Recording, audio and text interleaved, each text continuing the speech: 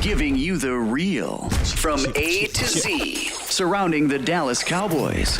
News, updates, rumors, transactions, takes, and more. So strap up, Cowboys Nation, and start your day off with A to Z Sports. Live with Will Steele. 3, 2, 1. Here we go.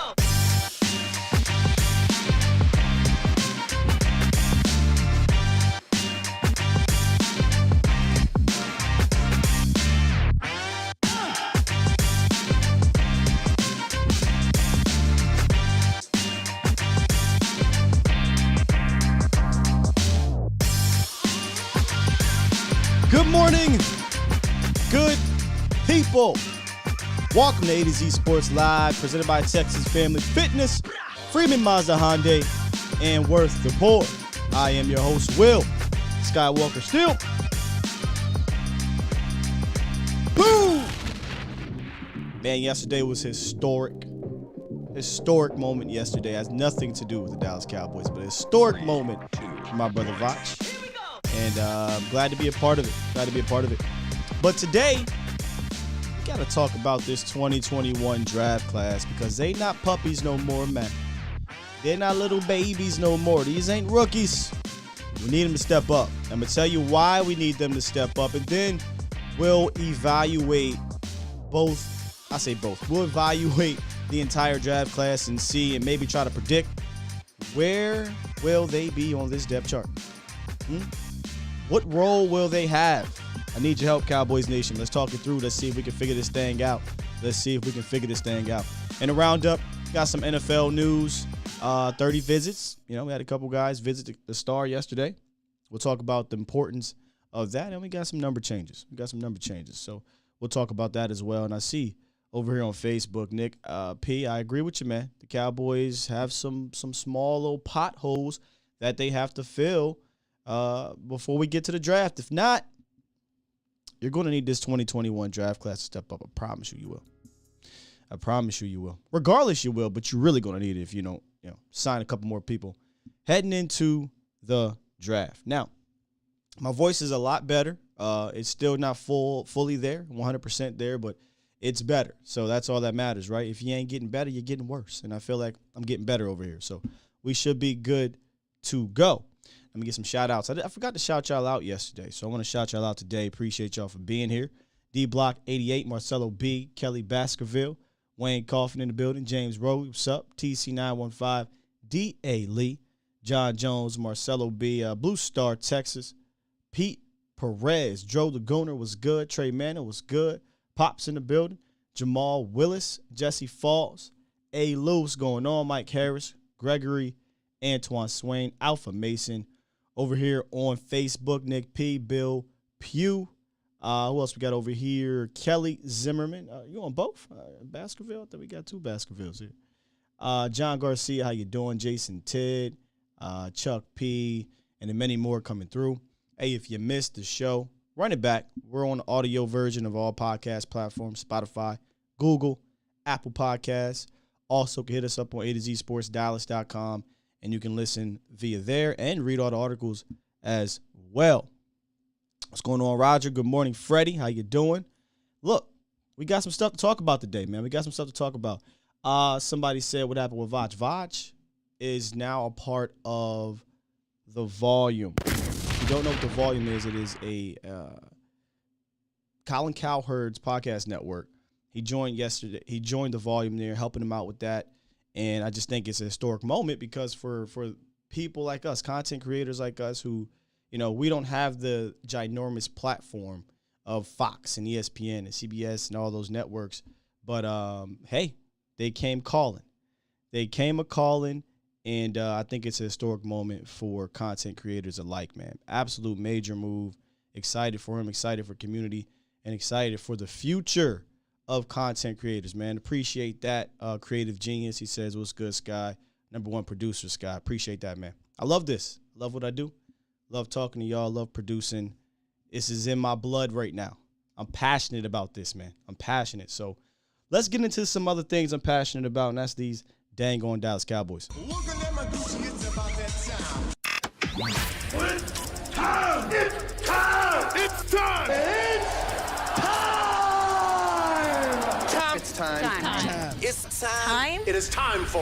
It's time for the morning roundup.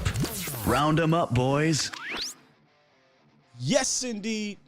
The morning roundup presented by Texas Family Fitness, a solution for your fitness goals. Strive for progress, not perfection. Fitness goals are accomplished with one workout, not accomplished with one workout. Progress towards your goals with Texas Family Fitness. Now, 13 different locations in the DFW area. They just continue to expand. Kind of like A to Z right now. We're expanding. I think we're up to about the same amount across the nation. Visit TexasFamilyFitness.com for more information. They have a 10 for 10 sign up going on right now. Sign up for $10 a month moving forward. State of the art gym. I promise you, it's a beautiful facility, all of them. So check them out. Yesterday we were in the roundup. We talked about Tyrann Mathieu, right? He's actually visiting the Saints right now. I was here. Y'all talked. I told you guys how I feel about the Tyrann Mathieu rumor. I don't think it's going to happen.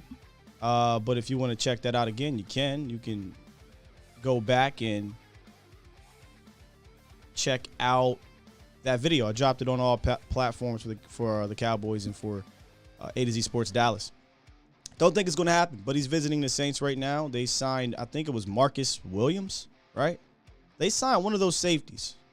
Marcus May, not Williams. Yeah, it was Marcus May they signed. So if you get Marcus May, you get Tyrann Mathieu. I like that pairing for the New Orleans Saints. So we'll see if he signs there. I thought at least he would be looking for a competitor as opposed to a team that's still kind of rebuilding with New Orleans. But it is what it is. He's there. It is what it is. It is what it is. some number changes. I usually don't care about number changes, but I'm a symmetric type person. I look at the Cowboys cornerback room and the DB room, and I see all these single digits. Kelvin Joseph has changed his number from 24 to 1. Jordan Lewis changed his number from 26 to 2, which he was 27 for a while. And then Anthony Brown changed his number from 30 to 3. And you got Dono, who has 6, and you got Trayvon Diggs, who has 7. So, 5 of the defensive backs back there all have single-digit numbers. I believe the only ones left are, 8 and 9? And we know what 8 and 9 are, right? Anybody touching 8 or 9? 9? No, not 9 probably. I'm sorry. Listen. I like it, Tony, but I'm not putting you up there with 8. So is anybody touching 8? I don't think anybody's touching 8. Somebody's going to get that 9, though. The last person that had it swiped his way out of Dallas, so it might not be the greatest of luck when it comes to jersey numbers. But nobody's touching 8. I don't think anybody's touching 22. Just iconic numbers for the Cowboys. Although there are other numbers that are iconic for Dallas because, like the Boston Celtics, you can't retire every number. There aren't that many. And the Cowboys have, a couple dozen greats in their franchise, but nobody's touching that 8. Don't see it happening. 30 visits. So we all looked at the 30 visit list a couple days ago. Maybe it was last week. And among them that came in yesterday was Chris Olave, the wide receiver. Now, he's one of 3 first-round projected wide receivers to be on the 30 visit, and I don't think that's by mistake. I mentioned this a little bit yesterday, and I've been mentioning it for weeks. If the Cowboys take a wide receiver in the first round, it's a need, no doubt about it. But to me, the ramifications for the future are bigger than what it would say about the present. We'd have to start questioning what will happen in 2 years. Also, who came in yesterday, tight end Cade Otton out of, I believe, Washington. Again, one of the strangest things I saw from that list was that they had 4 tight ends for 30 visits. I mean, these 30 visits for the Cowboys are precious. I don't think they would waste a visit on a certain player. And the fact that they brought in 4 tight ends, to me, makes me believe that maybe they aren't confident in Dalton Schultz getting a long-term deal. And if I'm being honest, Cowboys Nation, by the way, that was the Roundup, morning Roundup presented by Texas Family Fitness. If I'm being honest, I'm still miffed. I'm still confused on why they franchise tag Dalton Schultz. That's kind of getting swept under the rug in all the offseason moves, right? Letting Lyle Collins go, trading Amari Cooper for a vending machine, signing Michael Gallup to the 5-year deal off the ACL injury, being pretty quiet in free agency with outside guys. But maybe the worst move might have been franchise tagging Dalton Schultz. When you franchise tag somebody, I think you look at them as a top tier person or someone that you will feature or something of that matter. I just don't view them that way. And maybe they don't, because they have 4 different tight ends coming in for the 30 visit. And listening to, I guess, people in the know, they're kind of under the impression that Dallas could be looking for their long-term tight end. This is going to be very interesting to follow between now, draft, obviously, right? What if they take a tight end in round 3 or 2? You could be looking, that could be leverage for the Cowboys to go to Dalton Schultz and say, hey, man, this is what we want you at. We want you at $6 million, $7 million, $8 million a year. And Dalton Schultz will say, well, you tagged me for 11. That's where we start. And that's the other thing that kind of frustrates me. The tag now starts the negotiations at that price. $11 million a year. For a team that is so about the cap, I'd like to use that money elsewhere. Just saying. Just saying. You know, Dalton Schultz is a fine complimentary player. But maybe Dallas doesn't feel he's that guy. So we could see Schultz play on this tag, and maybe Woods is your tight end. Maybe Watermeyer's your tight end. Otten, Ruckert, the guys that they brought in. I agree, Marcelo says Schultz is a product of the system. I mean, yeah, absolutely. I say it all the time. Product of his environment. And this isn't a knock on Schultz. It's just that position, I think, depending on your weapons around you in this system, is more so of an outlet as opposed to the feature. D-Block says he's one of the good old boys. Pop says he's a need.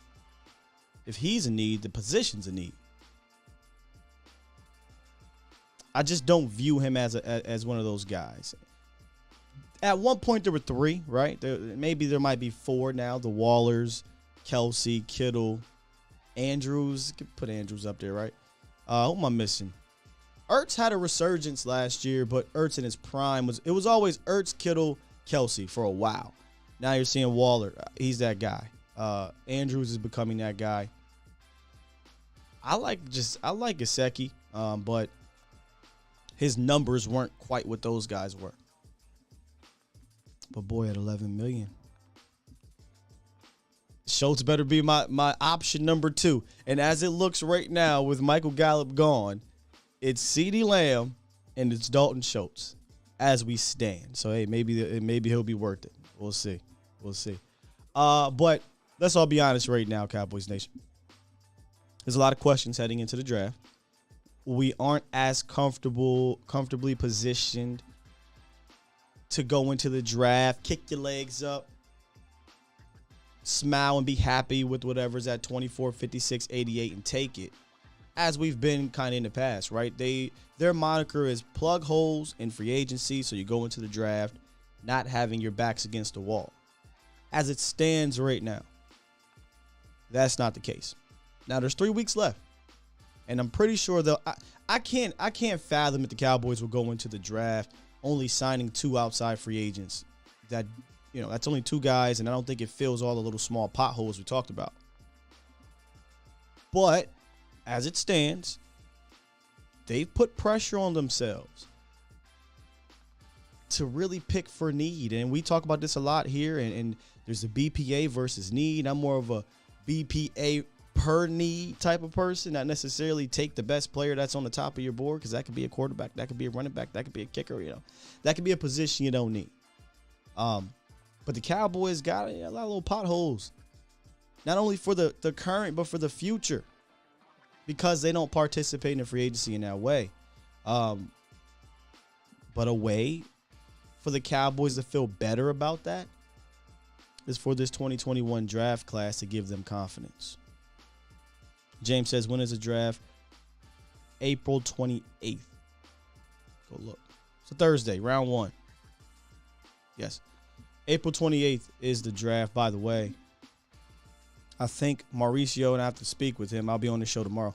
And myself will be covering the draft day, just not the entire draft. We'll have more information on that. We'll come on, I believe, a few picks before the Dallas Cowboys. They'll make the pick. We'll react. We'll talk about it and do the same thing for the rest of the pick. So, not your normal. See, Sky was on the draft all 3 days the last 2 years.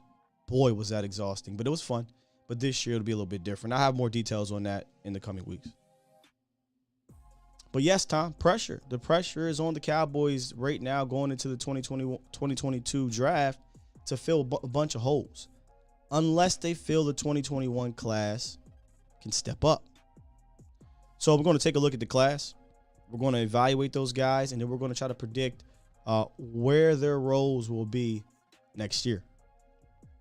We'll try to do that. Before I do that, though, let's take a look at the ride of the week. This week's ride of the week is from Freeman Hyundai, the 2022 Hyundai Ioniq Hybrid. I've always kind of wanted a hybrid car. The 2022 Ioniq offers terrific fuel economy, lots of standard features, a user-friendly infotainment system, and a low starting price under $27,000 for the base model. The 60 highway miles per gallon and the 58 city, to me, is mind-blowing. I've never had a hybrid. Maybe that's standard. But to me, it's mind-blowing. And the two front LCD monitors, I think, are pretty cool, too. But if you want to check out more information on the Freeman Hyundai Ride of the Week, which is a 2022 Hyundai Ioniq, visit freemanhyundai.net. All right, let's get into it. What's up, my Cowboys family? I see you in the building. Let's get into it. Let's take a look at day 3 of the 2021 draft class. We're going to work backwards here.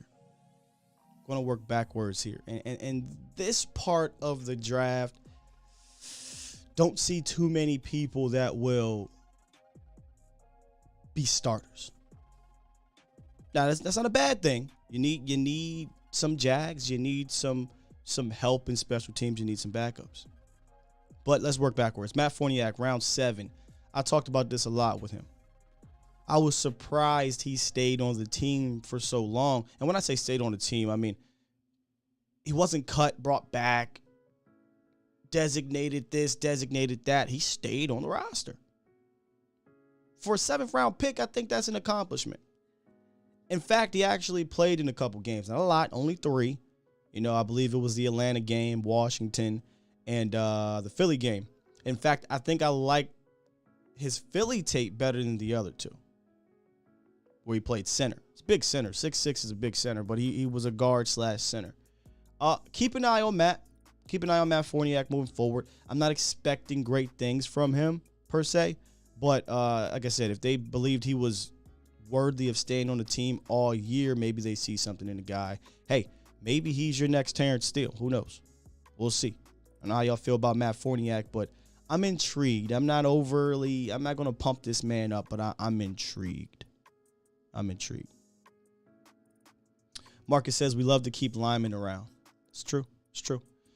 Israel Mukwamu, who joined Mauricio on the A to Z Sports Primetime show. Another intriguing prospect because of his traits, right? 6'4", has the cornerback safety dual ability, but they brought back Hooker. They brought back Curse. You got Donovan Wilson in the fold. Where is he really going to fit? And where he's going to fit, to me, is basically a special teamers, if he's even active to do that. He would have to make a massive jump, I think, to be a part of that 4 safety rotation, because I definitely believe that Dan Quinn is going to roll with 4 of these guys. I think they could still bring in another veteran. I think it would be smart to do that. But like I said, with Dallas, they love to improve within, or think they'll improve within. I mean, again, like Forniak and like we'll get to Josh Ball, I haven't seen anything with Mukwamu. Great preseason, though, so I can't say that. I really like his preseason. But in the regular season, he didn't get a shot. So I see him as a primary backup, which isn't a bad thing for a 6th-rounder or a special teams guy. But I think he's going to deal with some competition in the draft. They'll draft a safety in round 5, 6, or 7. They'll do it. That's what they do. And they'll have to compete with that person.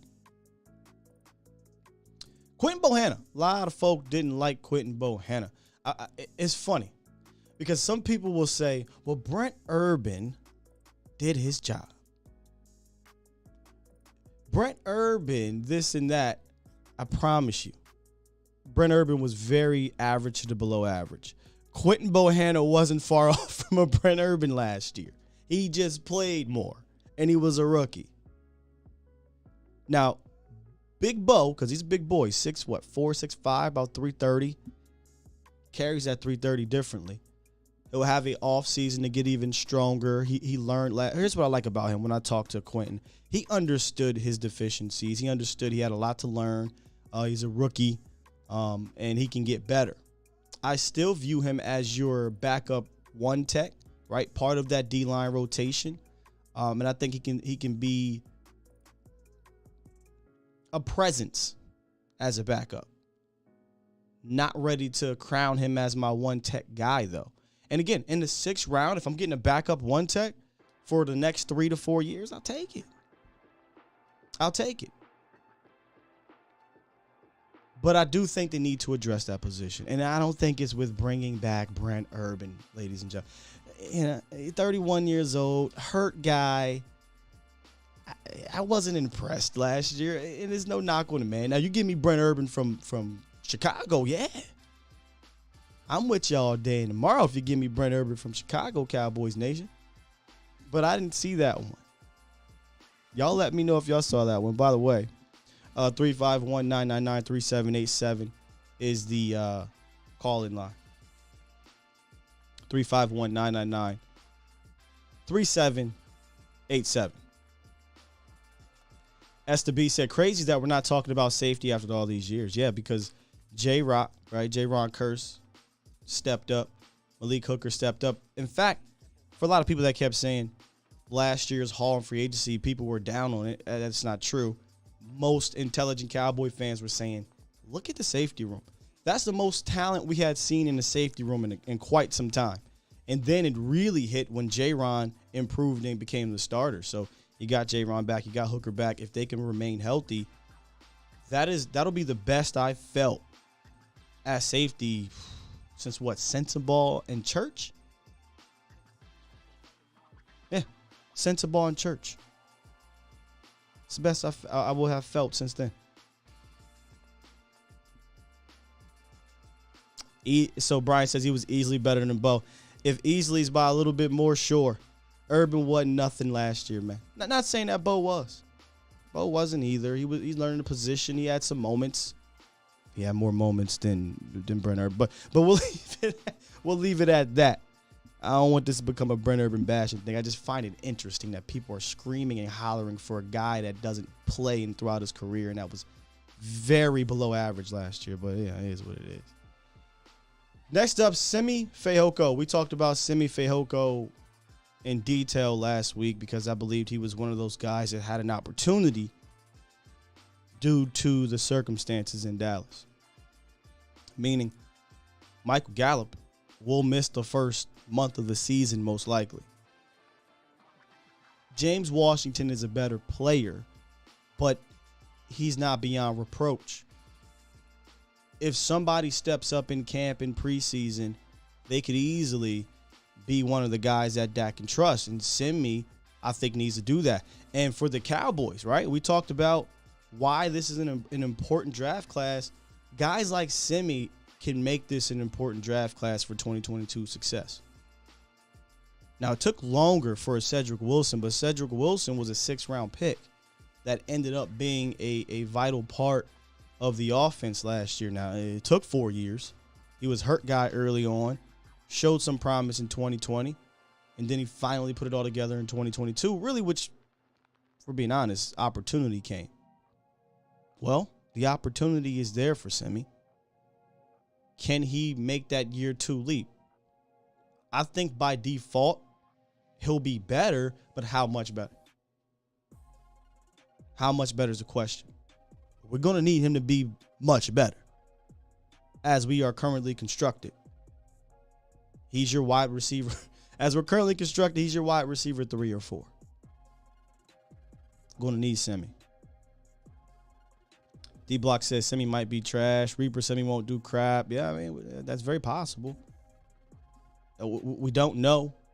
You know, what we saw in preseason from Simi wasn't a bad preseason. In fact, his preseason games were better than his practices. His practices were rough. His training camp was rough. His preseason was okay. But he'll have an opportunity. I want to see him work with Dak, right?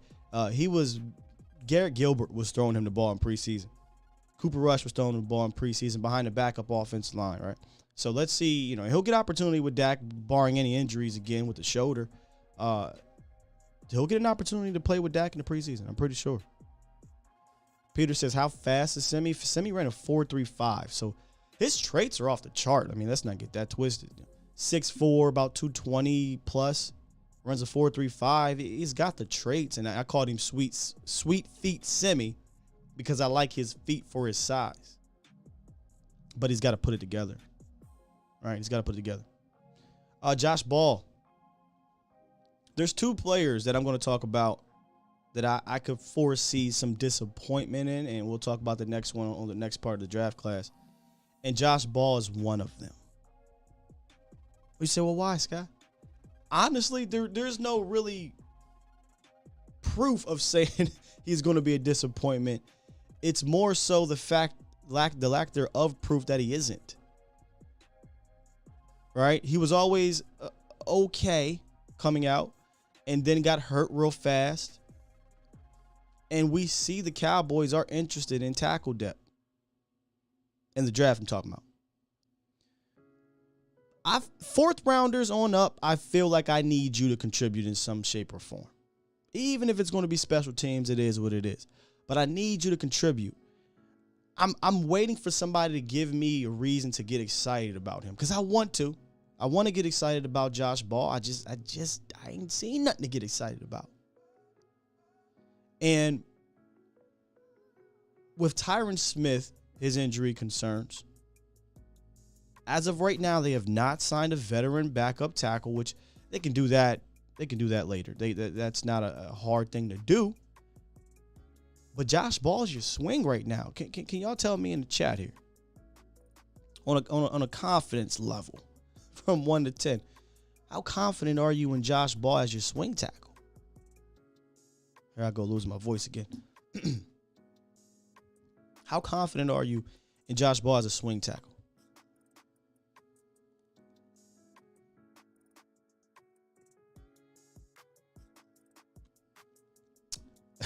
Toxic.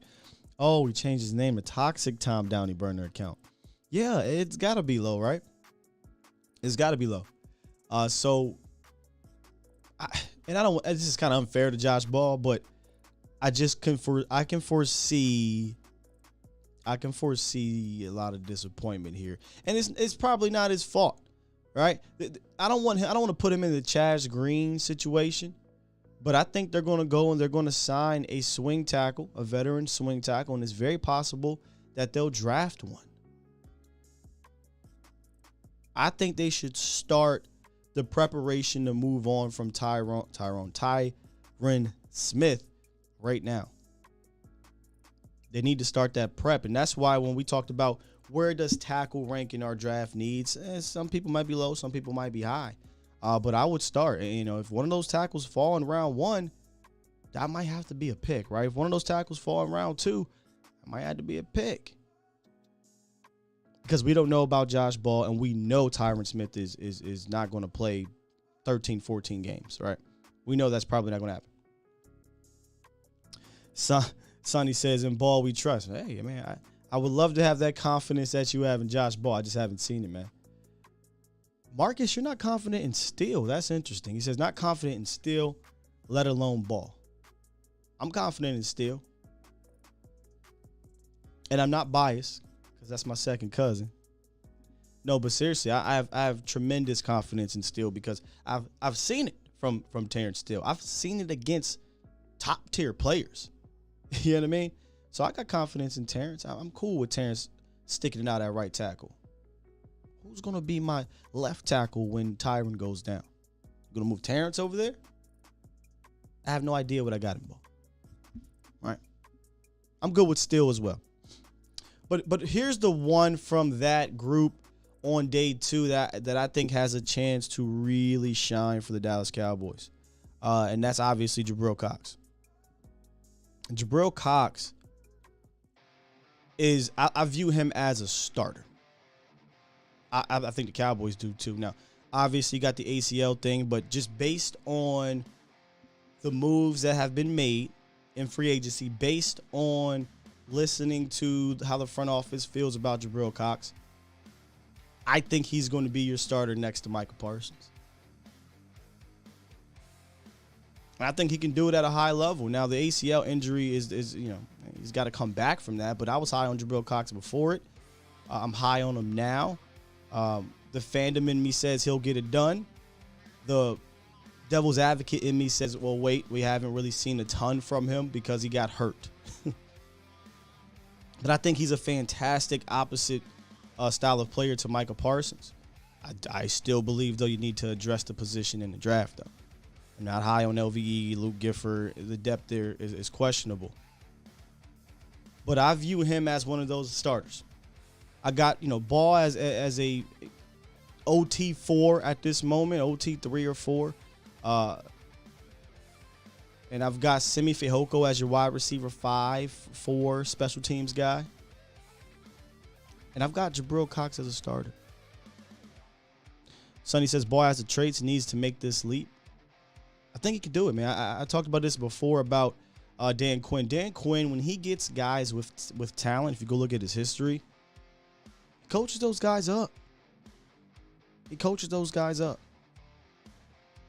B47 Vic says, word is they really like Ball. I mean, you take him in the 4th round, you keep him around, I would imagine so.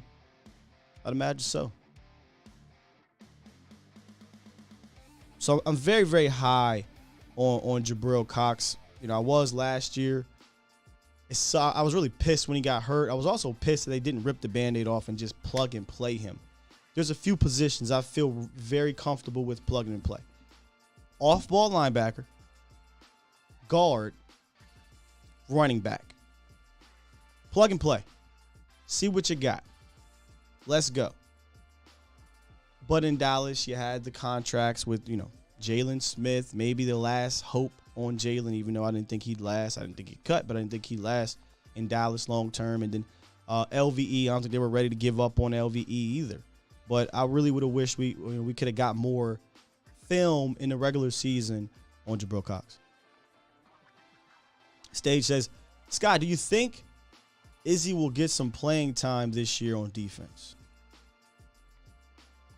I mean, as of right now, yeah, because he's the 4th safety, and they use 4 safeties. But I think they'll address safety in the draft in the mid to late rounds and have to compete for that. I liked him in the preseason. It's preseason, I know, but I did like the way he moved a little bit. I think he'll tell you he has to be a little bit more physical coming up.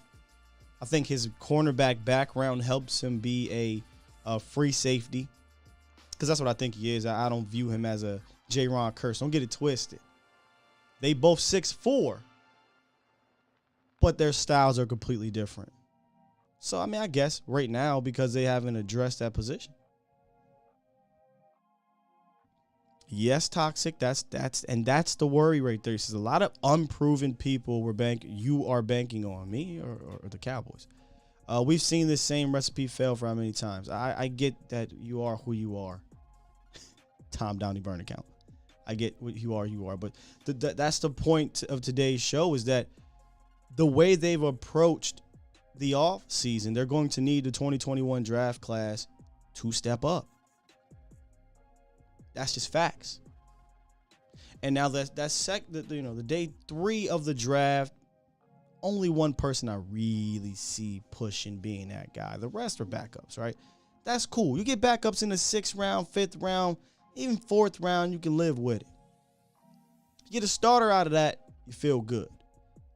But I feel very, very good about those first 3 rounds.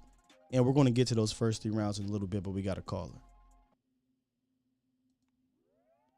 We got 318 on the in the building. I'm not sure who 318 is. What's up?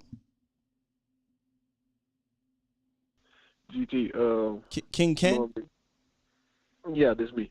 What's up, man? Man, I definitely agree with you with the Jabril. It looks to be lined up that way, and I think it kind of showed off with the Jalen Smith cutting, because he was going to get more player time in the New York further along. Then he got injured, unfortunately. But I actually got this thing with Josh Ball, and my question to further along the discussion with him would be, you kind of take your time with him because of the weight issue, and it sounds somewhat similar as the Simi Fehoko thing. So can you build it up to where he gets bigger, and then you treat him like Terrence Steele, where the the offensive line coach was so bullheaded on Terrence Steele, even though everybody saw how bad his rookie year was, that he stick with him and build up his talent that way. Yeah, I don't think they're going to give up on Josh, but that's why I view him as like OT4 at the moment.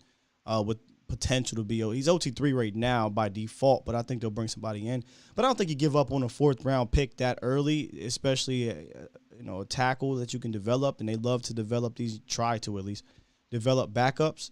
The difference between him and Steele, though, is Steele played a lot his rookie year. So all of his mistakes they got to put on film and the good things that he did, right? And he was able to learn by trial by fire.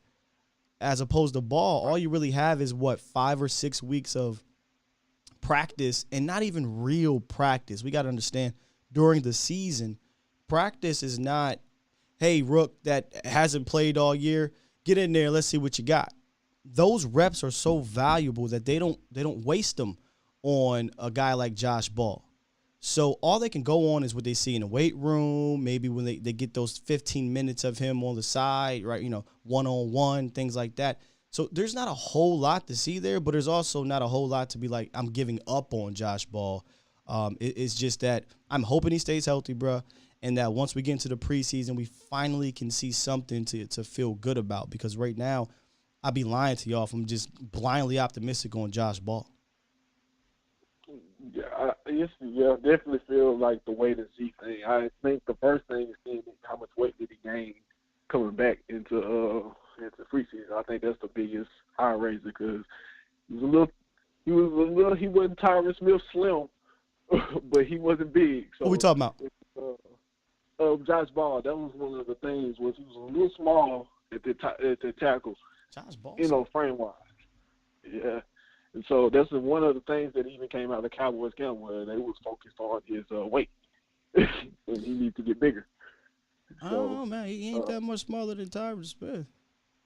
Yeah, but Tyron is like weight-wise is about the same, but Tyron and Josh Ball, I'm not comparing their physique. But I tell you this, from what I remember in camp, not many of those tackles were looking great, the backup tackles, including Josh Ball. But that was last year. He's got another off season to get stronger and get better, and I'm very intrigued and interested to see if he does. But and one thing I can't wait to hear from you and Botch and all those guys, and congratulations to you and Botch on the volume yesterday. I loved it. But one thing I can't wait to listen to you is, once we get into this draft, we kind of figure out where our pieces are gonna go. What free agents are we really looking at those cheap ones on their second half, just to fill out the roster? Because I think they can have just as big a part in what we're doing going forward as just the rookies that we're going to get and these rookies here. So I think these are big parts to fill out.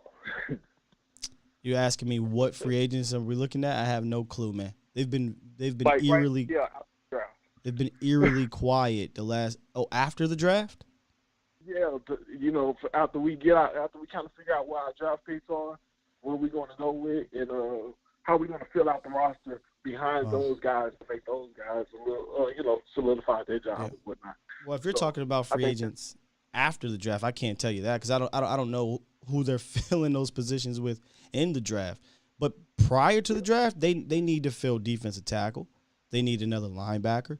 Right, possibly another veteran safety if they're going to run 4 guys, unless they believe in Izzy. Offensive guard is a guy they could go after.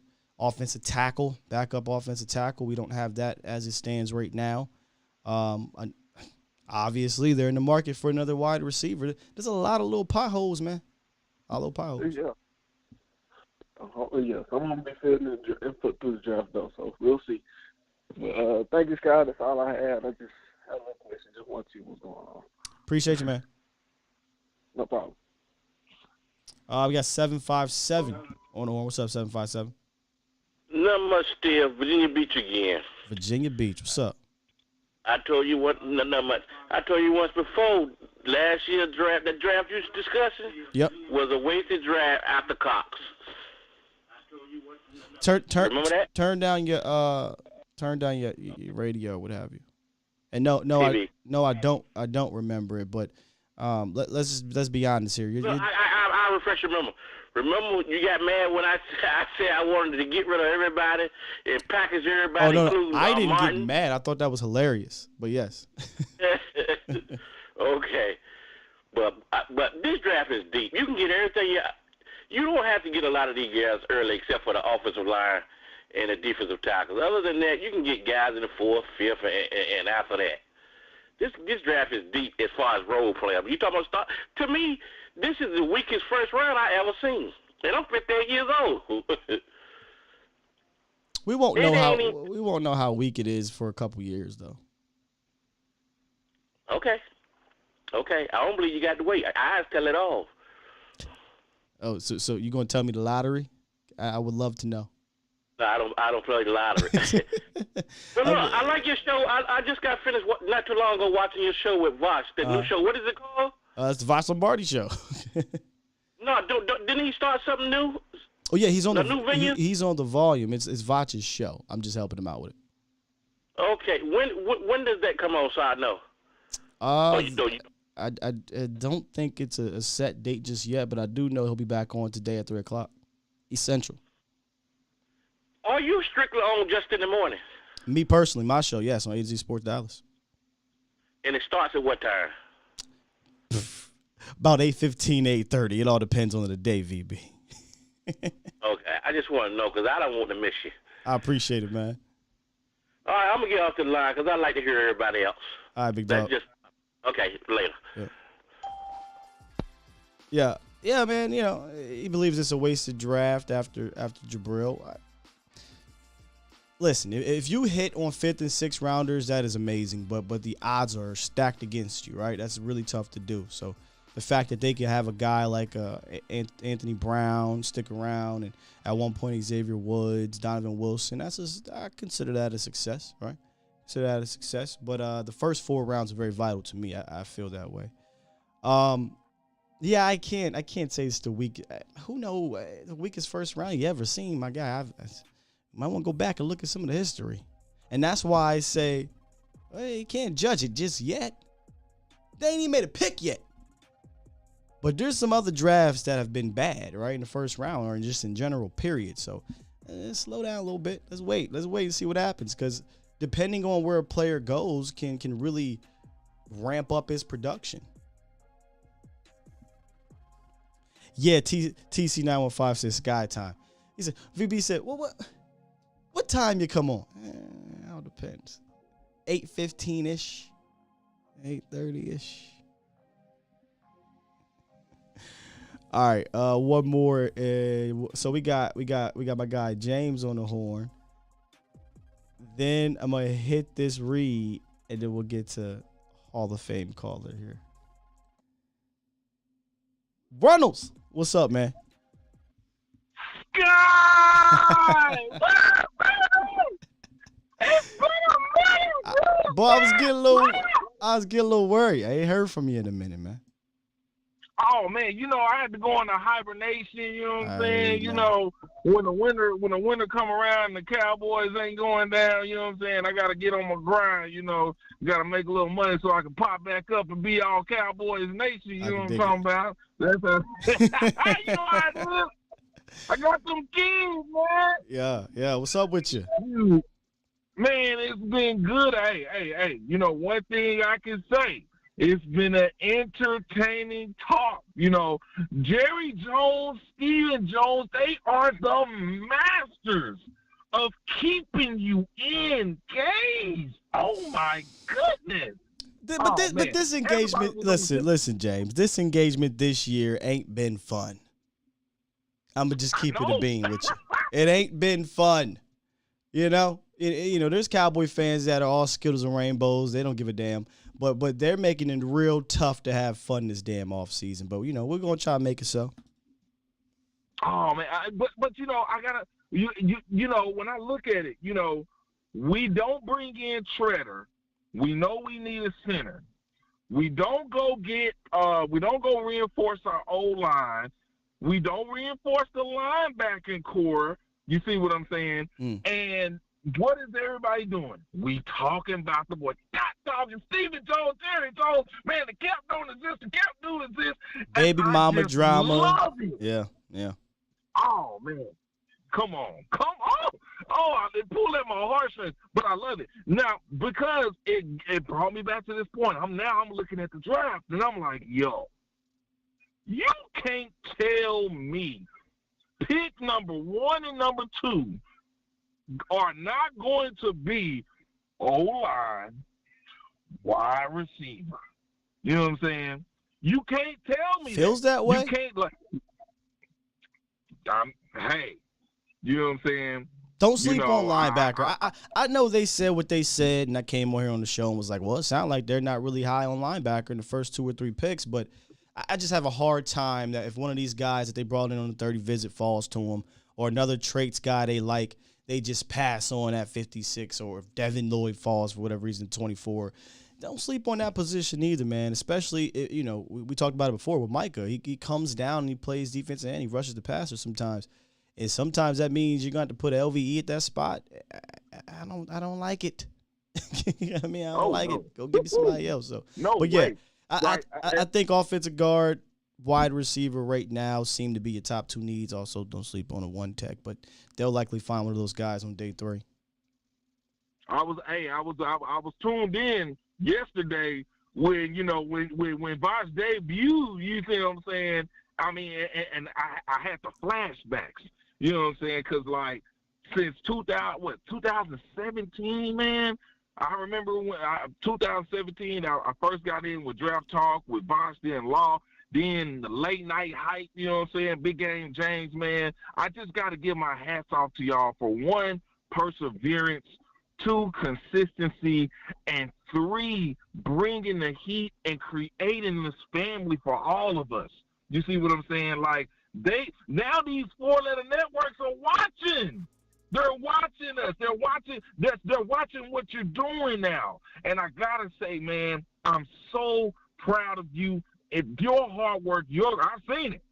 Your hard work and your grind. Them late nights after them Cowboys games, man, it inspired me to get up. Let me get up and get to work and get to moving. You see what I'm saying? You put that positive energy out here, man. We thank you and we love you. I'm going to get off because I know the line's still going and buzzing, you know what I'm saying? But I need everybody in here. Y'all just saw the promo. The #1 produced show on all of YouTube sports. Hit that like, hit that share. We taking this all the way to the top. All your Cowboys coverage, this is the place to be. A to Z, with sky is the limit, baby. We back! I love James, man. Appreciate you, brother. It's been a while. I missed those calls, man. Let me tell you, Runnels is a hype man. Oh, you still on the horn? Go ahead. No. Keep rocking. I'm listening. All right, brother. All right. He is the hype man. When I tell you, his energy on the phone call has been this way since the late night hype. For those who don't know, just type in late night hype on YouTube, you'll see. And then when I met him in person at Texas Live, we do our game day lives, that energy matches it in person. And my man was he was pushing for us too. Hey, come on over here, A to Z. You know, they live, Jesse Holly, former Cowboy, Skywalker. He was really moving and grooving, man. So I appreciate that love. I appreciate that support, James. I appreciate that passion because I have that passion as well. So when I meet people that match that, that's awesome. That's pretty dope. A lot of fun. No, Trey, you're not getting the real age. Although, I've dropped a ton of hints. If y'all don't know by now, I'll tell y'all, man. All right, real quick, man, let's get to another one of our fantastic sponsors. Worth the pour. One thing we can all agree on is watching the Cowboys can be stressful, like this dang on offseason. Take the edge off of the offseason and stop by Worth the Pour Spirits and Wine in the Colony, Texas. Worth the Pour is a family-owned and operated luxury liquor store with affordable prices with a wide variety of different beer samples, wine, spirits, liquor, everything. Make your drink choice decision easier than ever with Worth the Pour. Now, here's the thing. You can download the Worth the Pour app, use the code A to Z Sports, and you will get 5% off of all your orders. Now, that's obviously on orders with $20 or more, but trust and believe me, if you're hitting up Worth the Pour, you'll definitely be grabbing some that will qualify for the discount. That's A to Z Sports on the Worth the Pour app for 5% off discount. Do me a favor, head on over there or download the app right now, Cowboys Nation. Right now. You're listening to A to Z Sports. Do it live! At some point, hoping to broadcast In front of the millions. of Cowboys fans to bring you the real. But for now, strap up and here's your host, Skywalker Steele. I'm Luke Skywalker. I'm here to rescue you. We'll do it live. You see, I don't understand this whole age thing. For those that have been here for a while, you get the bit. But I blame Vach and I blame Okoye. These motherfuckers got people thinking I'm 40-something years old. Now, all my life, I've had fun. But all my life, people have said, man, you sound older than you look. Or, you feel older than you look. And I am. But I ain't no damn 47, 48 years old. Goddamn Okoye and Vach. I am older than Vach, though. Those are my guys. Definitely old soul, man. Definitely old soul. Ain't nothing wrong with that. All right, let's get to a Hall of Fame caller here. And by the way, James is also a Hall of Fame caller. There's a lot of Hall of Fame callers, but there is no other Hall of Fame caller that quite like this one. I call him the Michael Irvin of our community. Uncle Charles, what's going on, Unc? What up, Sky? Good morning, man. How you doing, bro? I'm doing great, man. Fantastic. How are you? Man, I'm doing all right, man. I'm sorry I'm a little loud on the phone down here, man. I'm down here at Walmart down here. They had a 2-for-1 sale. See, I got a spy. They give me a call and said, look, we got a 2-for-1, so come on down. And just like the price is right, I came on down. And let me ask you a question, Sky. And first of all, I want to apologize to you, brother. I did not know you was on Vach's show yesterday until after I got on. So I'm sorry I didn't recognize your presence. Cool, I apologize brother. to you, brother. You know I would have said, Sky, what's up? So let me just say that. Let me just ask you a question. Is it possible? Is there any way possible chance that we can still get what's his name, Metcalf at receiver? Just sign him to a deal. Can't sign him. They'll have to trade for him. I guess it's possible, but the track record of the Cowboys trading for wide receivers and it lasting for a long time is not great. Roy Williams, Joey Galloway, we can even argue Amari Cooper. While it was successful, they decided to move on from him.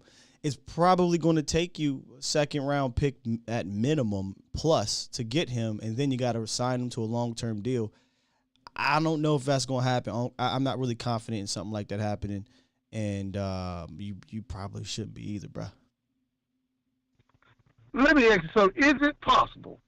Let me ask you this question. Is it possible that the Cowboys will be foolish and hide their mind to bring in AB? Is it possible? If Wildcat and Jerry is still alive and kicking and well, absolutely it's possible.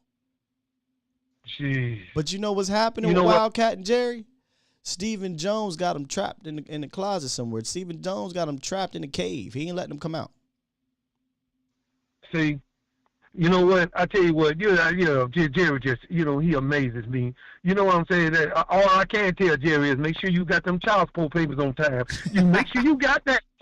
I wouldn't give a damn if your ass was on an island off the coast of Costa Rica. The FBI will come find you. They will get you. Boy, domestic will find you in a heartbeat. In a heartbeat. Let me just say this. I'm gonna say, because instead of my closing now, I'm going from closing to service announcement. Let me explain something out there in public. I'm going to say this in closing. Let me tell you something. When you get up in the morning and you wipe your face, I want you to use a hot rag. Use a hot rag, a little bit of Vaseline, and for God's sake, don't forget some mints in your mouth like you don't forget your license. Now, let me explain something to you. After a while, they're going to be pulling you ass, asking you for your license, and do you got some mints on you? Let me just say this.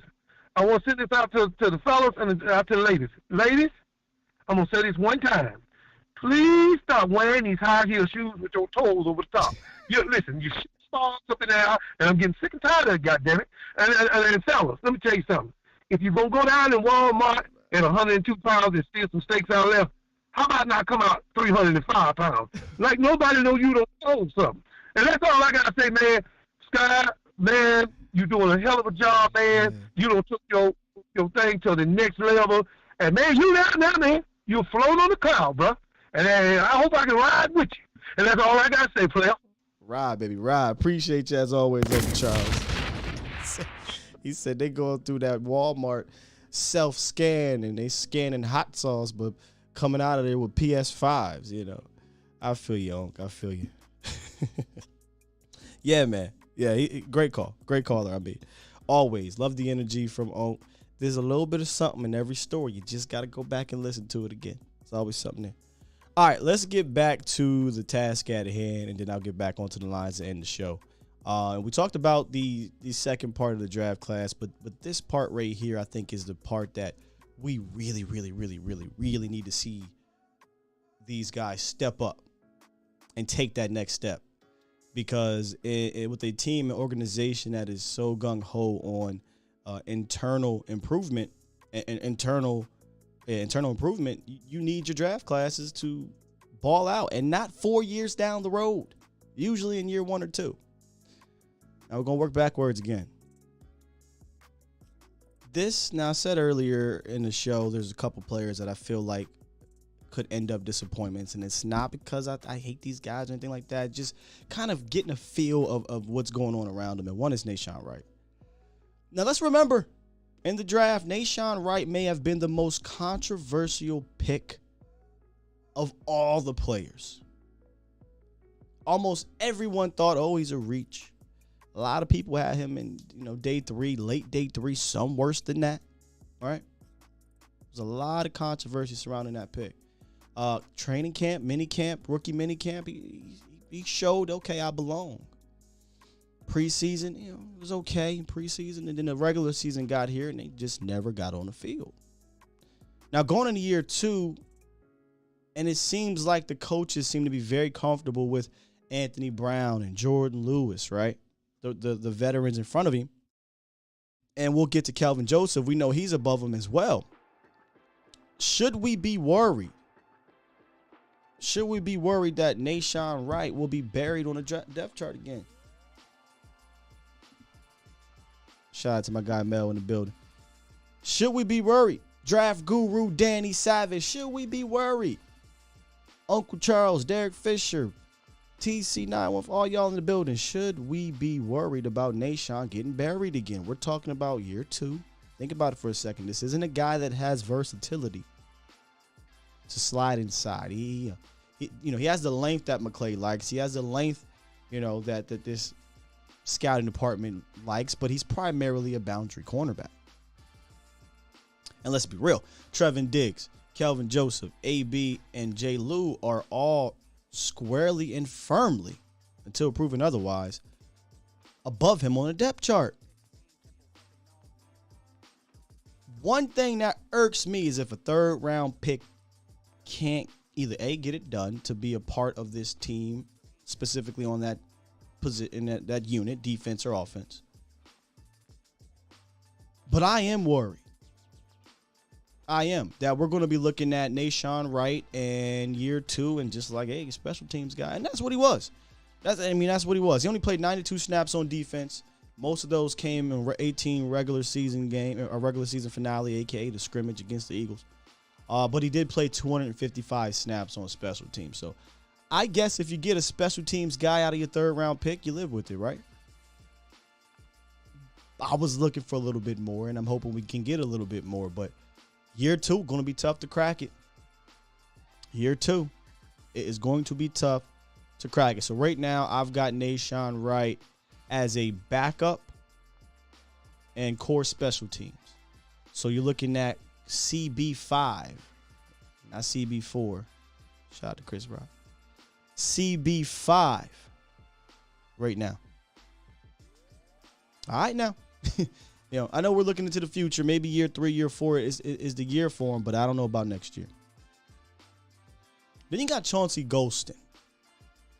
Chauncey Golston is very intriguing to me, but I actually feel a lot better about Chauncey Golston having an established role on this team. Now, while I have Nahshon as a backup, I actually have Chauncey as a primary backup, meaning he's going to be a part of this rotation like he was last year. He played in 414 total snaps, had 23 pressures, 12 stops, 2 sacks. A lot of his success, like most of his rookie compadres, not named Micah Parsons, happened early. But Chauncey started off, he got hurt. He was kind of the talk of rookie minicamp, got hurt, didn't come into the season until week 3, and I thought he came out, looked great in that game, right? Well, I'd use the term great lightly, I should say. But he looked good enough in that game. But throughout the year, he showed a lot of traits. A lot of traits for a young guy. I think he can be a very solid backup to DeMarcus Lawrence. He's definitely a left defensive end to me, and he shows a little bit of versatility in standing up. But that's something that Dan Quinn likes. Guys that can stand up a little bit. We're going to need Chauncey to take the next step. He's one of the guys. This entire group here, the first 3 rounds, we really need them to step it up. Right? You lose, DeMarcus, you lose Randy Gregory. You sign Dante Fowler.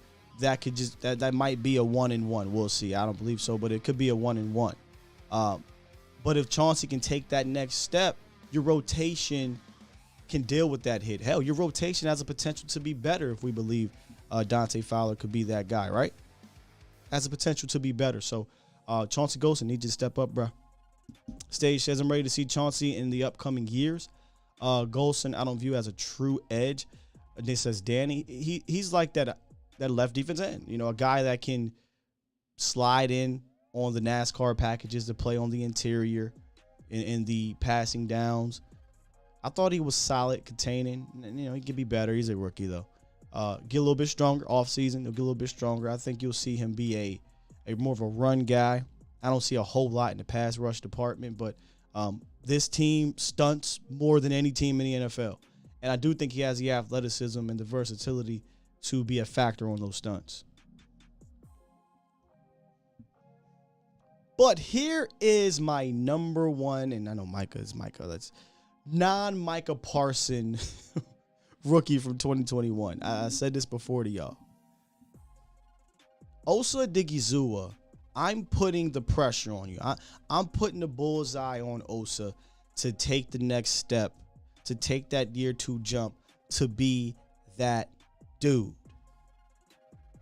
I saw a lot to like out of Osa last year. Now, he hit the proverbial rookie wall, right? He did. He played the eighth most snaps on defense last year. But I said this after he was drafted, did some film work, did some study, and came to this conclusion. I thought coming in as a rookie, he looked better than Neville Gallimore coming in as a rookie. And then when you put on his tape, I thought Osa looked fantastic early on. His first 8 games, Osa had 22 pressures, 3 sacks, and 4 tackles for loss. Then he hit the rookie wall. All right, last 9 games, he had 15 pressures, 0 sacks, and 2 tackles for loss. So, as expected, you're going to get some of these guys that hit that rookie wall. But it's year 2. As my guy Voch would say, is getting some of that off-season peanut butter in him. Another year under Dan Quinn, another year with Coach Durday, another year next to DeMarcus Lawrence, and with Micah Parsons behind him. And what I loved about Osa is they moved him around a lot, man. They would put him on the outside sometimes to mess with the offense. They obviously had him at 3 tech. He has some experience, dealing with doubles. He's stronger than he looks, and his leverage, his background in wrestling absolutely helps in regards to his leverage. I've been looking for a defensive tackle to be that BAMF, that badass mother, right? To be that dude. I think Osa has the potential. He has the traits, the want to, the ability to be that guy. It's been a while. We were living by the Hope Creek. We hoped like hell it was going to be Malik Collins. We're hoping still like hell it's going to be Neville Gallimore, Terrell McClain, so on and so on. Dallas hasn't had that consistent 3-tech presence, defensive tackle presence, we could just say that, period. Consistent is the key word, since Jay Ratliff. Yeah, Jason Hatcher had an 11-sack season. Cool. He was gone. Yeah. It's been since Jay Ratliff. And you know what I'm tired of as a Cowboy fan? I'm tired of saying since somebody from the 90s or since the early 2000s or since the mid-2000s. I'm tired of saying that. So much like the safety position, I'm big on safety and developing some consistency there. We need to develop consistency at defensive tackle, and I think Osa has the best chance to do it. I'm big on Osa. Extremely big on Osa. I'm putting the bullseye on my back, right? Because I think he's the guy that's going to step up and be that dude, and if he's not, I'll come back here and I'll be held accountable for it. How we feeling about Osa? Excuse me for my voice. Still recovering. Michael Hooper says, would you still draft defensive lineman if Davis is available? I'm guessing you're asking me if Jordan Davis is available, would I take him? Of course. Just the thought of putting Osa and Jordan Davis, and then you got Micah behind him. Maybe in round 2 you get a Chad Muma. Oh, man, listen. Have some fun with this draft. TC915 said, Osa reminds me of Leroy Glover. I think he got a lot of that comp last year as far as play style. Neil Farrell, the LSU defensive tackle. Osa got talent, says Danny. Osa good to me, says Trey. Yeah, somebody said about Jay. Jay Ratliff could run. Jay Ratliff, you could run on. Was not a huge one-tech stopper. It wasn't a one-tech at all. I know he played the nose tackle in Wade Phillips' scheme, but Wade Phillips 3-4 is not quite the 3-4 that you're used to from those days. Those days, 3-4, you get a nose tackle with 350 damn pounds. They're big boys. He liked the penetrating 3-4. He liked to get upfield, shoot the gap, one gap type of thing. But I think Osa can be very versatile and should be that dude, so I'm putting a bullseye on his back. Now, some people might say, well, Sky, what about Kelvin Joseph? He was round 2. Why are you putting it on Osa Digizua and not Kelvin? That's fair. That's fair. Maybe it's because, last year, I think from a cornerback standpoint, the cornerback room held up without Kelvin Joseph. But damn it, if Osa's number 1 on my bullseye list, Kelvin Joseph's number 2. He didn't play a lot. But second round pick now, listen, first round picks have immense pressure, but right after that is the second round pick. I need you, Kelvin Joseph, to take a stranglehold. Grab this CB2 by the damn horns. Everyone says Kelvin's a dog and things like that. We haven't seen it in the pros just yet. He was a dog in college. He's definitely got the damn talent. That's for sure. I think he's more talented than both Jordan Lewis and Anthony Brown. But it's time for him to take that position, grab it by the horns, and become a staple and a cornerstone of this defense. Yes, I'm using cornerstone because I need my round 2 cornerback to be a cornerstone. The other one did it. The other round 2 guy of the draft before you did it. I need you to do it, Kelvin. Banking on you to do it. Now, last year he played 165 snaps. Not a lot. And most of that came on the back half of the season. Not even back half. The back quarter of the season. Now, in those, 6 games he played, he was good. He was good. He was only targeted 15 times, gave up 7 receptions, 49 yards, no touchdowns. That's a 46% completion percentage. So by no means was he just some chopped liver and they were out there just crushing Kelvin Joseph or anything like that. But I think the Anthony Browns of the world and the Jordan Lewises gained the coaching staff's trust throughout the season, which prompted them to keep those guys where they were. Kelvin lost a leg up if he even had one by getting injured, but I know a lot of people believe that he was better than AB in camp. He wasn't. He just wasn't, or he would have been the starter. But I think he can be this year. He should be. He better be this year. Barring injury, Kelvin Joseph is my cornerback too. I know other guys had a good year last year, but I need him to prove it and stamp it in the offseason. Boss man fat.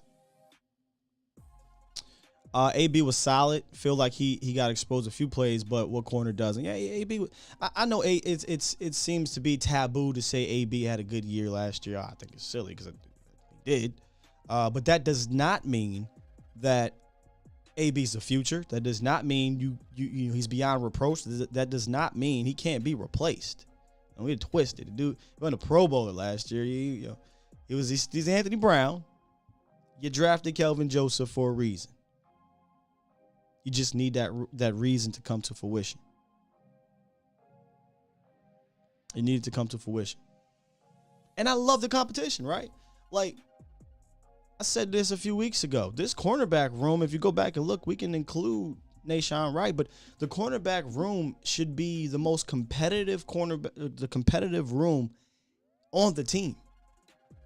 There's really only one guy, and that's Diggs. After that, Kelvin, AB, J. Lou, and Nashawn should be competing for cornerback 2. Nothing should be handed to those guys.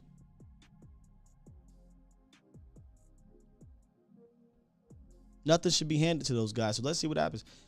Do they address the cornerback position in the draft? Probably not. We talked about a little bit with Stingley. If he falls, maybe they will. But I don't look at cornerback as a position their eyes will be on in the first 3 rounds, unless a guy just falls to them. So that's kind of what's next for the 2021 draft class. I mean, we talk about Micah Parsons. Micah is Micah, and to be fair, to include him into the pressure of having to step up, there is pressure. How the hell do you step up from a defensive player of the year candidate? That's tough to do, but I believe in that kid. Rookie of the year, defensive player of the year candidate. Probably would have won it, 22 sacks, and one of them was a little funky, but I think Micah Parsons will have a couple of Defensive Player of the Year trophies in his case when his career is said and done. But do we need Micah to step up more? I mean, yeah, you do, because we're going to be relying on him to be one of those dudes, maybe to be a leader. Maybe his step up isn't necessarily in his play, because his play is spectacular. He's an elite. He's all world player. Maybe it's in the leadership department. Maybe it's in the whatever rookie comes in, he can show him the way. He's much more mature than a lot of people gave him credit for coming into the league. On one hand, you read reports, you read old news, and you make a judgment on a player without knowing them. That's your fault, right? I guess I understand that. But on the other hand, if you actually got a chance to listen to him, talk to him, know him, you would see and feel the maturity in Micah. But he still has that youthfulness to him that I think helped this team. I think will continue to help this team. So, I got Micah once again being in the Defensive Player of the Year candidacy for 2022. And if that's the case, I think the defense is going to be fine. If Micah takes a bad step back, then we'll be in trouble defensively. But I don't think the Cowboys, the troubles or the worries to me yet are defensively. It's on the other side of the ball, where we got to figure this thing out, where there's a lot more questions. Defensively, I feel very good. Now, I could feel a lot better if they go add a couple other pieces, but I feel very good about this defense being a competitive defense. Will it be number 1 in turnovers? That's a fluky type of thing. Will there be some regression to the mean? Sure. But if you go look at maybe besides the fluke game of the Denver Broncos, and early on there were some struggles, Roberto.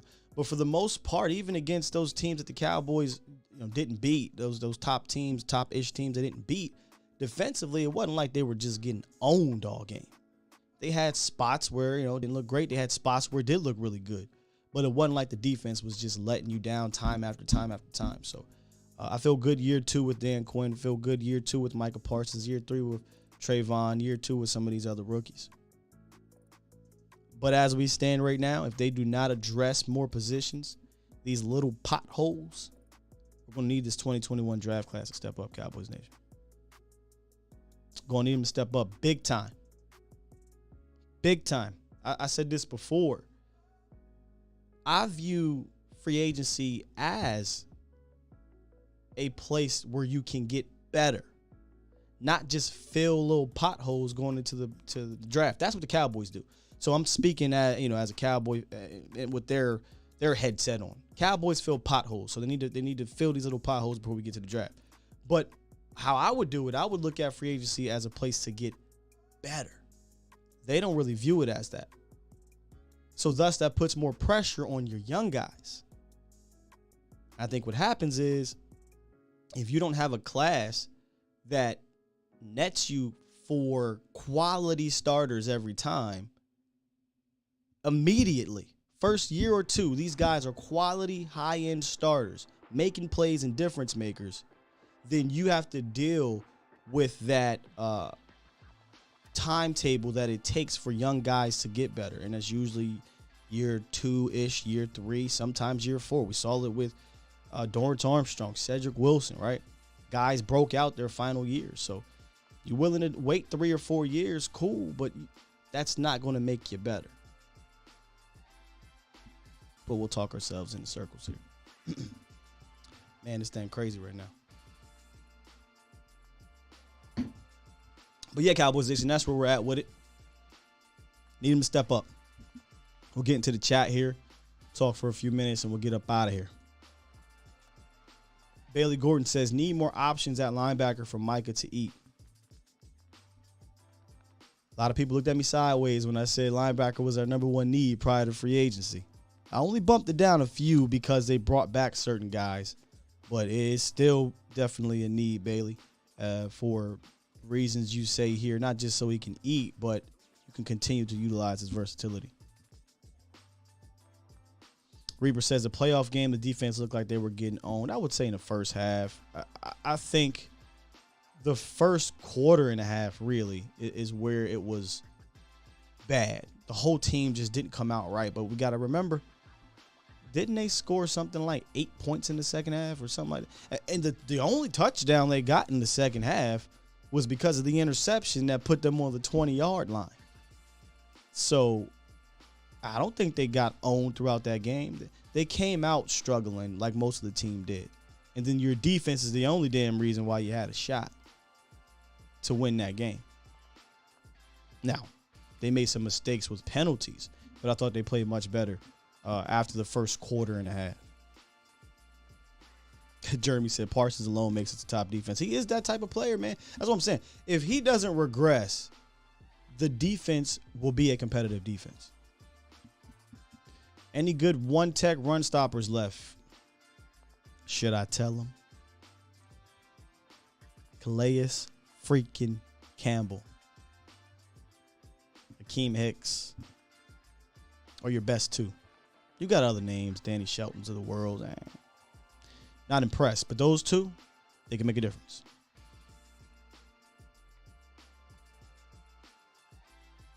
Stephen White says he doesn't want any projects in the draft.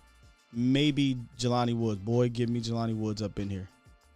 I'm getting real worried he's not going to be where I want him to be, which is in that 4th to 5th round range. I don't think there's a by far and away number one tight end. And Jelani's my favorite. We talked about him a month ago. He's my favorite tight end in this draft class, but there's not that Kyle Pitts far and away than everybody else. I think the only reason why Jelani Woods is not maybe tight end one to the masses is because he had 1 year as a receiving threat. His other 3 or whatever it was at Oklahoma State was him being more of a blocker. But I love the upside of Jelani Woods. And the fact that you're going to have Schultz around anyway, it gives you a year to develop him. You know, he's he can make him a tight end too. He can be your blocker and do some Martellus Bennett type stuff. Again, a month ago, I talked about comparing him to a Marty B. And people, might have looked at that sideways. But if you go look at Marty B's career, he had a pretty good career. But I'm big on Jelani Woods, man.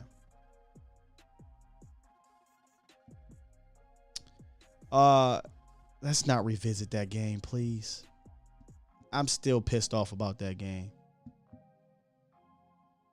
Brandon Smith. So TC915, I'm not going to fake the funk and act like I watched a ton of Brandon Smith. I have to go look because I think the Cowboys went to the Penn State Pro Day. I know they went to the Penn State Pro Day. But from everything that I listened to from about 4 or 5 of guys that I trust, is that he's a traits guy, he's an athlete guy, but he just needs to learn the position. Traits, athlete, sounds like a Cowboy type of fit. But there are a few other linebackers I like better that I think are ready to come in right now and play right next to Micah. And I don't lose a minute of sleep with them next to Micah. Now, Brandon, if it is the case, y'all can tell me, if it is the case that he needs to learn the position a little bit more, then I'll pass early. If he's there later, then cool.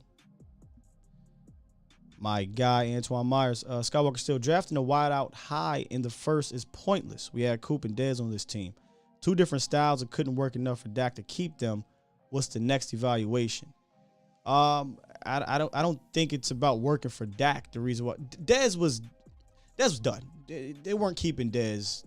I'm not saying he was done like he sucked or anything like that, but it was time to move on. That's how I looked at it. The problem wasn't moving on from Dez. The problem was your plan to replace him, kind of similar to Coop.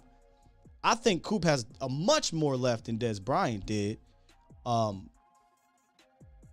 for whatever reason, whether it be mask, no mask, jab, no jab, not feeling his demeanor, they say missing practices, whatever. I don't think this is a Dak Prescott thing. You know, clearly he had a great connection with him the first 2 years he was here. Put up fantastic numbers in Dallas. People forget that about Amari Cooper because of what happened last year. We cannot ignore that the system, which has been said by your players, which has been said by your coach, and has been said by your front office, was deliberate in not featuring him. That's just there. I can't ignore that situation. I can't. Drafting a wideout high is pointless. It ain't. It's a need right now. That's the problem. The Cowboys put themselves in this situation. You keep Amari Cooper, you don't need to draft a wideout high. You get rid of Amari Cooper, you sign a guy that's not going to be ready till October. You cool with rolling with James Washington? You cool with rolling, that's your wide receivers, man. In a league that got at least two, but most 3 guys, Dallas got 1. All right now. All right now. Wide receivers a need. Unfortunately. It's very possible that they take one in round 1.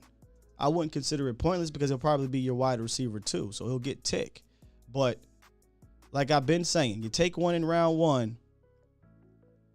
We'll be right back here in 2 years in regards to who do you move on from? Do you pay CeeDee Lamb? Do you cut Michael Gallup? Because they are very gung-ho on cap. Very gung-ho on cap. So he says, so if saying Coop wasn't good enough for this team, then who is? You mean like if the front office is saying that? Here's the thing about Coop. It's not just one thing, right? It's a multitude of things why this front office didn't like him. It was the cap, which is silly now because he's going to be outside the top 10 in about 3 months. It was the money. I don't think they liked him as a person for whatever reason. This is all speculation. I haven't heard anything. I don't think they liked him.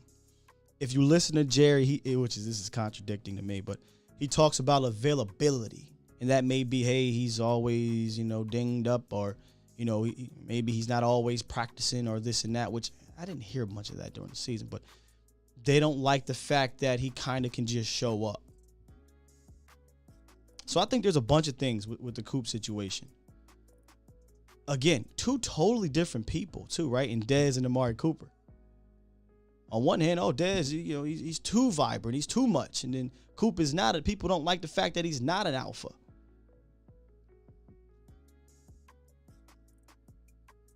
What do the Cowboys want, man? What do they want? Cooper just scapegoated Dak as a number 1 receiver killer. I don't agree with that at all. Again, this is about to turn to a whole different show. Go look at when Amari Cooper arrived here. The first 2 seasons. Amari Cooper was fantastic. He was fantastic last year too, for being honest. He just didn't get enough targets. But I think the easy thing is to scapegoat Dak Prescott, not scapegoat Amari Cooper. The scapegoat right now is your quarterback. That's your scapegoat. All he doing is operating within the system. System say, don't throw it to this man 15 times a game. That's what he's going to do because let's just be honest with you, he's more of a yes man. He's more of a coach's player. Do what coach say. I think we're looking at this wrong, man.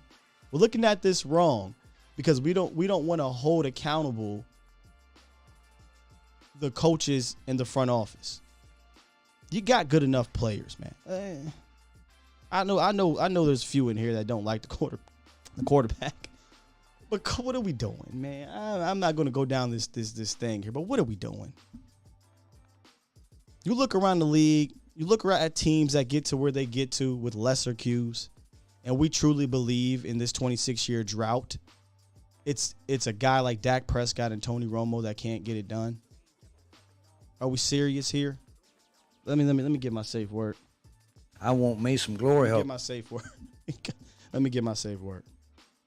If that's what y'all believe, I'm not going to argue and fuss with you.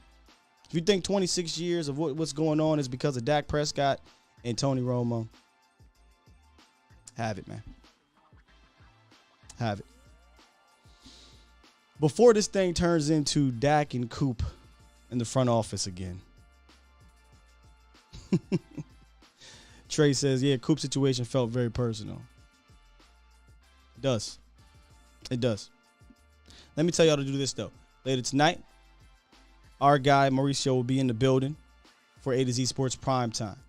Now, if I'm not mistaken, tomorrow I will be on Primetime, and we'll talk about, I think the topic is, and I go back and look, how to fix Dallas. I know what y'all going to say. I know what Tox is going to say. I know what these boys is going to say. Cut the quarterback. And Tox is going to say, get Jerry Jones. I know that's what y'all going to say. But we're going to try to figure it out the best way we can tomorrow. And we're going to play GM. I think it's going to be a pretty fun show. So make sure y'all tune in, not only tonight, but tomorrow with me and Mo during our monthly, I won't call it monthly, but our crossover show. I'll be on Primetime tomorrow. He'll be here next week in the morning. And then we'll be joining together for the draft.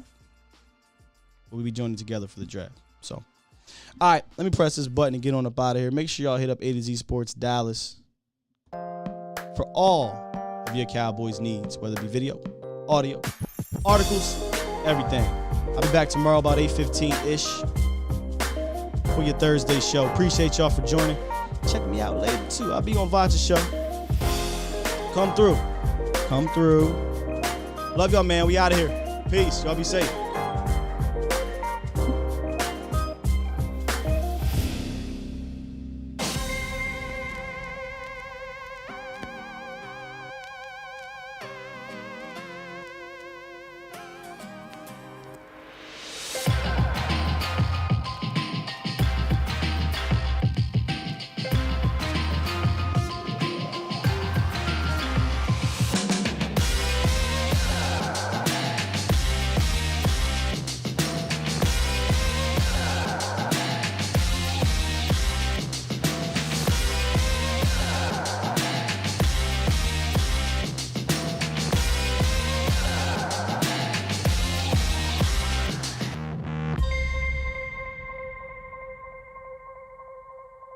Get your damn act together.